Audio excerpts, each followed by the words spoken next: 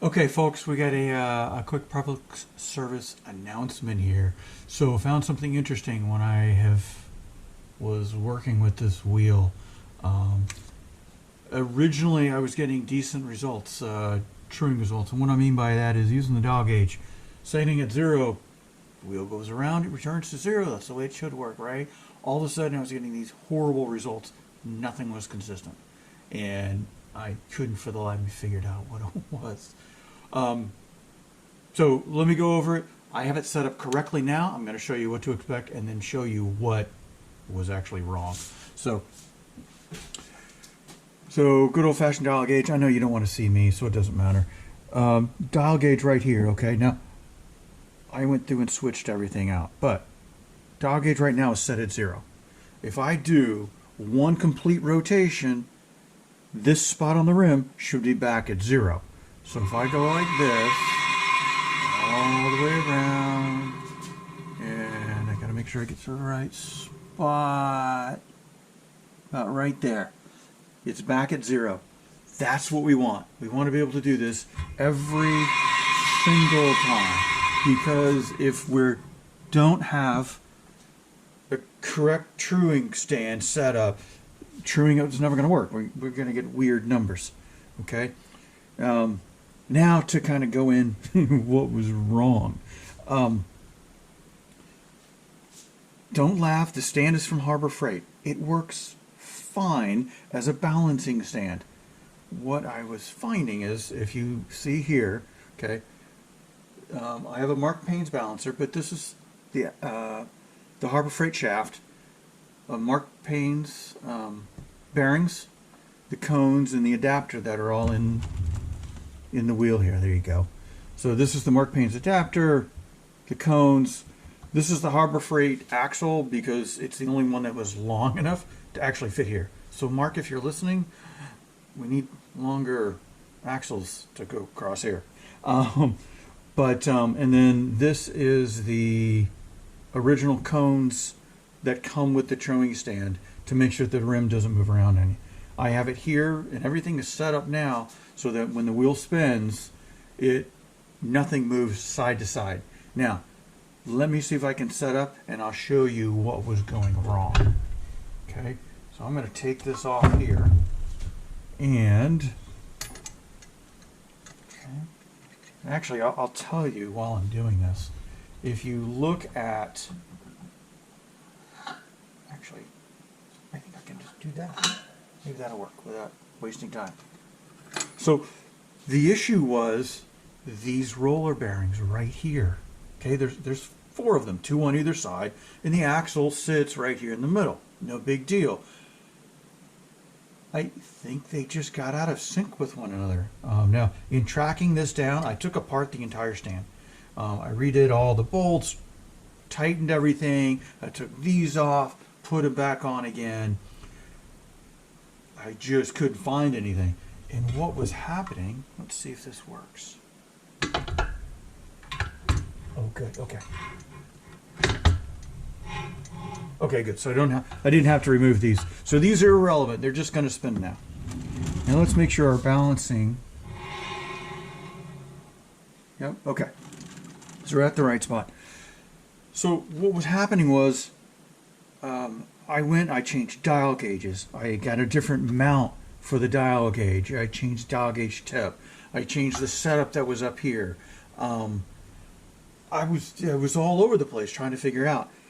But I went back to basics and went back to numbers. And if we go set up here, you watch, this thing's going to work perfect this time. All right, so we got our dial gauges right there.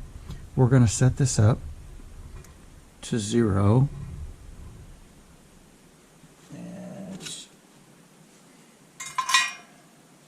Okay, that's just going to hold the rim. So we're at 0, we're good. By the way, this Mito Toyo dial gauges, phenomenal. Okay, I got it on sale. So much better than that regular Amazon brand. But so be it. The face is different, the dial is different. It's just so much easier to read. Anyway, okay, so we're at 0. And let's see what happens here. So we'll spin this rim. around, getting back to our same spot. And now we're reading, actually, I don't want to touch the rim. Go on there. Sorry, that little clip is just a weight to hold the rim where it sits. So we started at 0 and we went all the way to negative 32. Okay, watch what happens here. So negative 32, go all the way around one more time, and we stop at the magical number, and now we're at negative 26. Okay, let's see what happens. Use the 13. Please go to 0. Please go to 0 because that's what we're showing. Oh, we're not. Negative 26 again. Oh, it'll be off. Trust me. Oh, there you go. Now we're at negative 50. Okay. So eventually, it will go back to 0.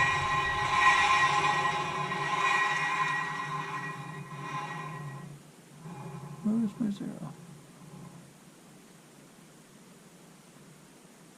Cool. All right, so let's see what we got here. Let's make you my 0. Forgot. When you guys are setting this up, when you get your dog gauge, everything is set and everything. Give it a couple of spins. Let all the bearings, let everything settle in, then set to 0 and then go. That's what I did wrong. So let's see what we got here. 0, 0, 0. Okay, so now it went negative 25.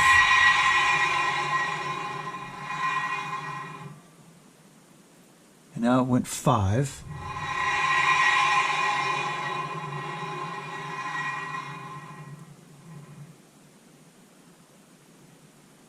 And now we went 3.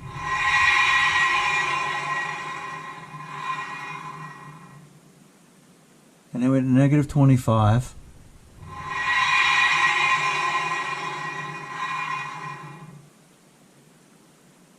And now we're back down to 3. So you guys can see how this would drive you nuts if you're trying to use numbers. And now we're at 6.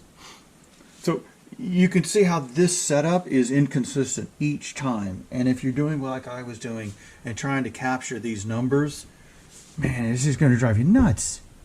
Okay? And again, it's got to be these bearings. It's the only thing that's left that's doing it.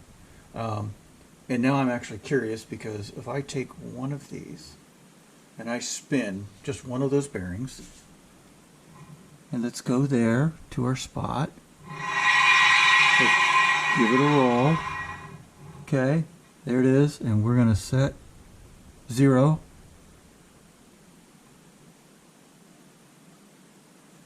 Okay, stop moving.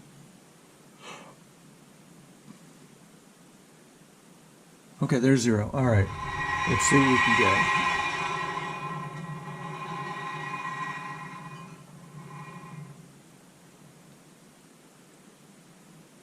Okay, so that's 7.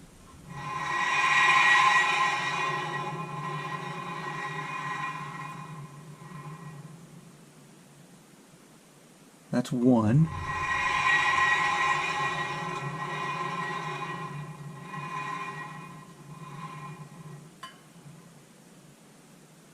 There's 8.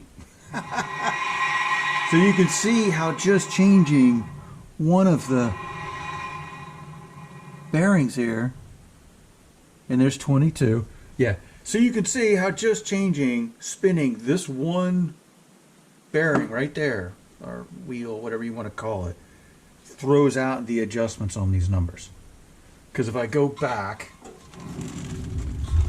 sorry, this announcement is longer than I wanted to do. If I go back, I'm using the marked panes again. All right, there it is, in there. Okay, let's Get you in there. Perfect. Okay. And we'll give her a spin. Cool. Settle in there, buddy. Cool. And we'll find our mark. We'll find our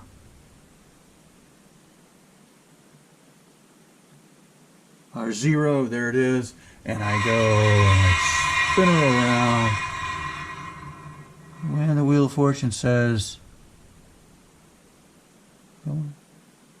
there we go, right about zero again. Sorry, my mark moved. So that is a difference that if you're going to be doing this work, back to zero again, that's what you're looking for. These bearings, great for balancing. The stand is perfect, $30 for a balancing stand. Not appropriate for towing. You gotta have better stuff. And another plug for this, for the Mito Toyo branded dog edges, because that thing's phenomenal. And again, it was on sale. It wasn't very expensive.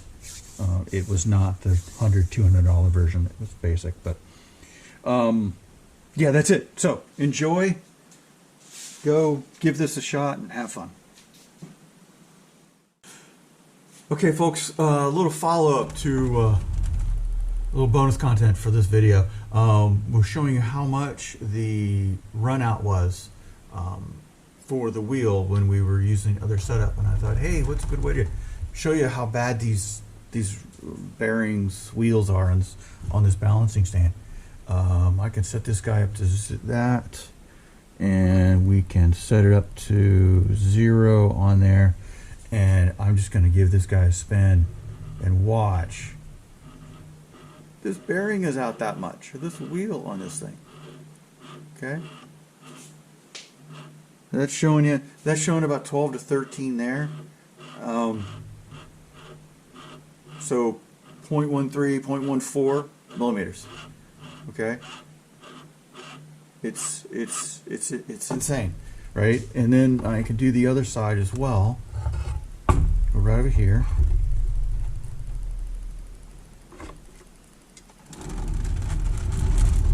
Set to 0, and I do the same thing on the side. And again, it's this back bearing on both sides is the one that's out.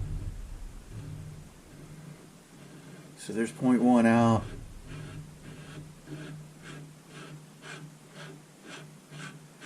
Yeah, so that was, oh, you see how it jumps around there, and it shouldn't.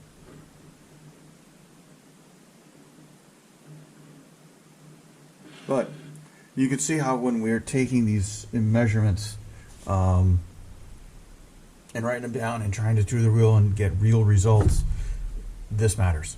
So if you're going to be doing it, it's a great balancing stand. Don't use it for turning a wheel. Cool, thanks.